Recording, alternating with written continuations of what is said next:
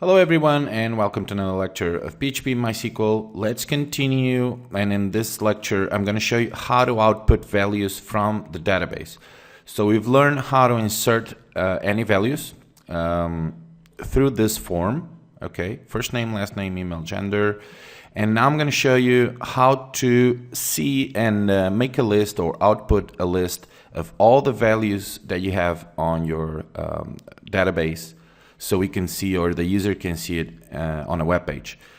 So these are the basic functions, or the basic main functions for a CRUD system. A CRUD system is very common with for PHP projects, which is CRUD, C-R-U-D, which stands for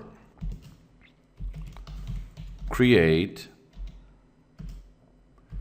read, update,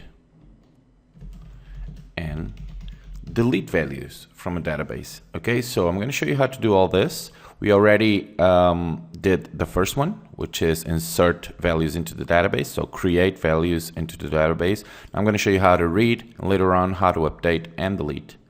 So let's take this out of here. Okay. Well, to start, we need to create a new file with a new script. And let's create PHP.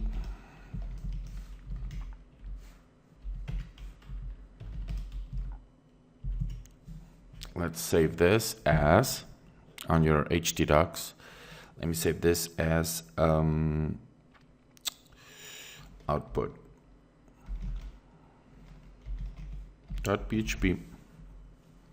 Now the first thing that we need to do here is to call the connection. So we'll include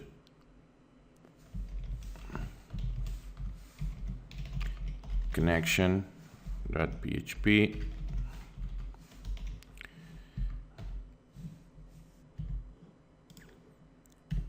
So first let's create a variable. Let's call this variable R, which will hold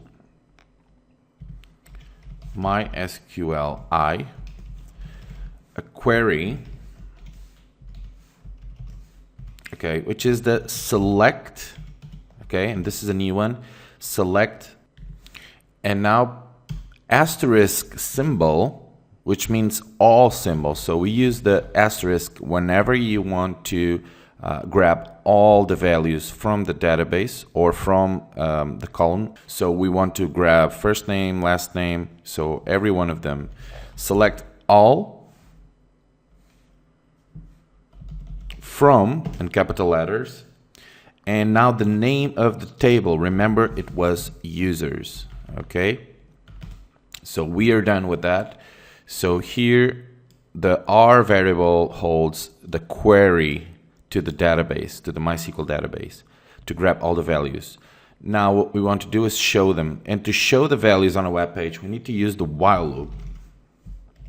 Okay, so I hope you guys remember how the while loop worked.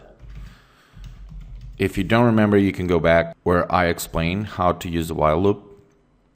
And now inside the parentheses we type a new variable and declare it, so row equals to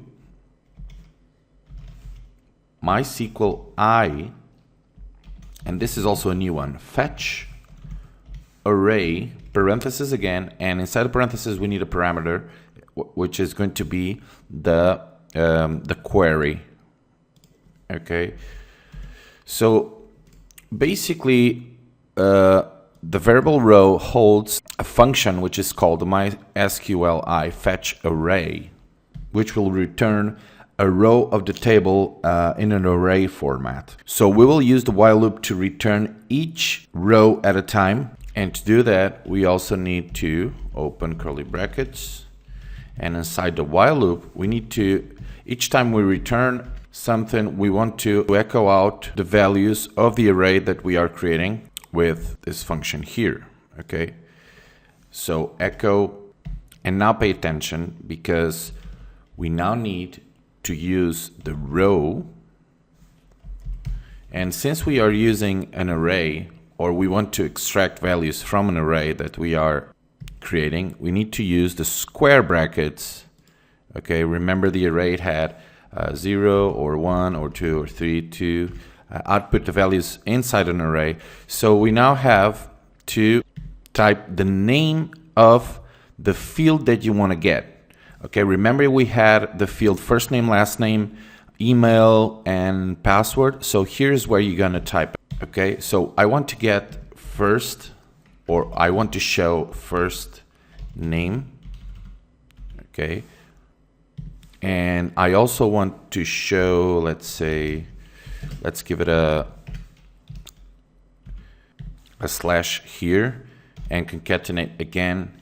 And let's say I also want last name. So row and last name. And you can put something else. I think we had the password. Let's say I want to check the password as well. I want to see the password. So we type row and do the same thing. The only change is here we type password. Okay, and you can go on and do row and then square brackets and put the field, okay, that you want to check from the database. But make sure that you always use the same name here as we have in the field of the MySQL database. Let's save this and let's see if this works. I'm going to create a link here. Let's say down here that says check all data from database, or check all records.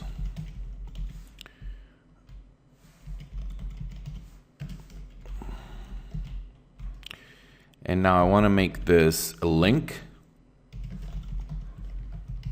Basically, it will call this script and will show you everything you want to see on the database. And let's type here A.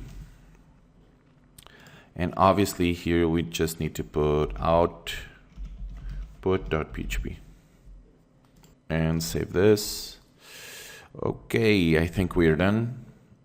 Okay, let's run the user form and then we will click here, this link, and we will go to the output, and hopefully it will show us all the records from the MySQL database. I mean, not all the records, it will show us the first name, last name, and password for each user.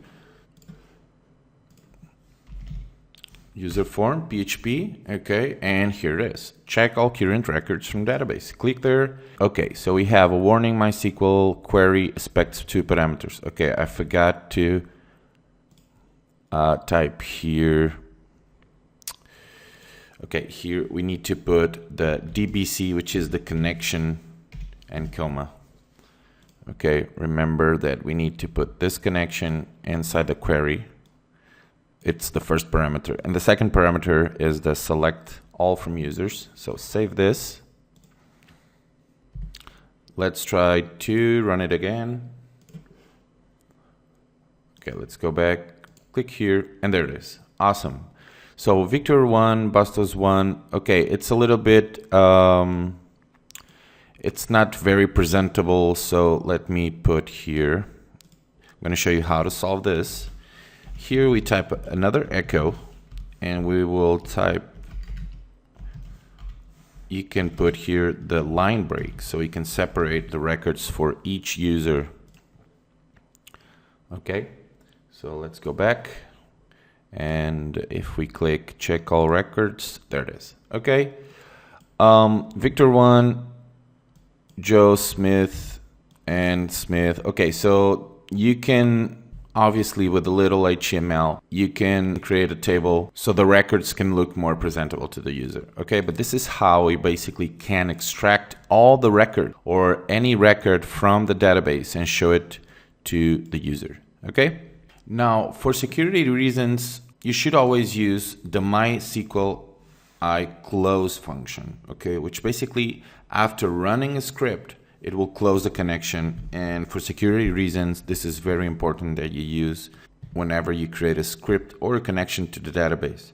So let's type MySQL I close,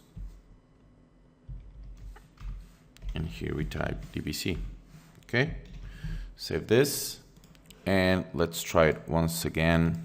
Okay, here it is. So instead of running the script and leaving the connection open, we will close always the connection after running these records or the script itself. Okay, make sure you always use that. In the next lecture, we will learn how to return records by specific order. Okay, see you in the next lecture. Bye.